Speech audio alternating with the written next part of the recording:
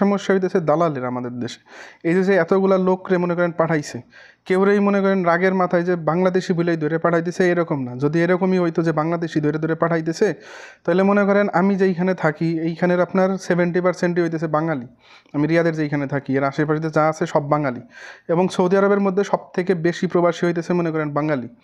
তো এদের ধরতে কয় ঘন্টা লাগবে? একদিন যদি অভিযান চালাই মনে করেন না হইলে প্রায় 10 লাখ ধরে ফেলতে পারবো জায়গার উপরে, কারণ ওনারা জানে যে কোথায় কে আছে কি না আছে।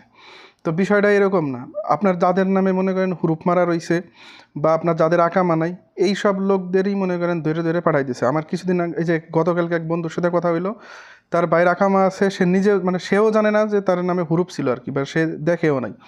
তারে ধরছে, ধরার পরে মনে করেন সে দেখে কি যে তার নামে হুরুপ মারা।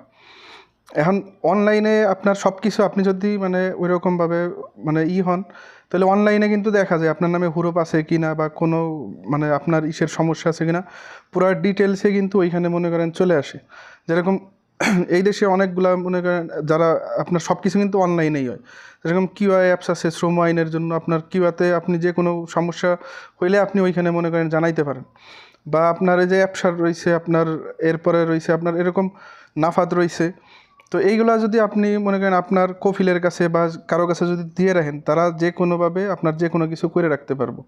অ্যান্ড আপনার এটা মনে করেন আপনার একটা বিকাশ অ্যাকাউন্টের পিন যদি আরেকজনের কাছে মনে করেন দিয়ে রাখেন, তাহলে তারা তো মনে করেন অনেক সময় যে কোনো কিছু তারা তো টাকা তুলে নিতে পারবো। এটা তো আর তার দোষ না, চোরের দোষ না, দোষটা তো আপনার। আপনি কেন দিবেন না জেনে শুনে? আপনি আগে যেই দেশে আসতেছেন সেই দেশের সম্পর্কে ভালো করে মানে জানেন, নিয়মকানুন সম্পর্কে জানেন।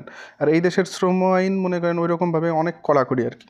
সে আপনার দিক বা আপনার ওই কফিলের দিক যদি আপনি লিগালভাবে প্রমাণ করতে পারেন যে আপনি লিগাল ছিলেন, তাহলে যে আপনার বিরুদ্ধে করছে তার বিরুদ্ধে ওইরকমভাবে অ্যাকশন নিব।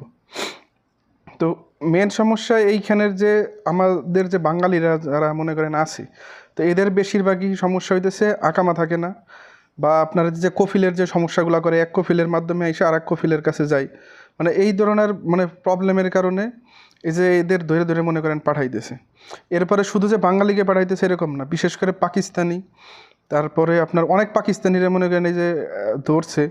এরপরে মনে করেন এই যে ইয়েমেনি, তারপরে আপনার এই যে ইথিওপিয়ান, এরা মনে করেন এই যে কাঁটাতারের মানে বেড়া দিয়ে নিচ দিয়ে মনে করেন অবৈধভাবে আসে, এদেরও ধরে ধরে পাঠাইতেছে। আর এই যে মিথ্যে একটা গুজব ছড়াইতেছেন যে বাংলাদেশি যে আন্দোলন করছে বা করছে এই কারণেই যে বাংলাদেশিকে ধরে পাঠাইতেছে, বিষয়টা এরকম না। তো না জানে শুনে আপনার শুধু শুধু একটা দেশের বিরুদ্ধে আপনার অপপ্রচার করা কোনোভাবেই ঠিক না।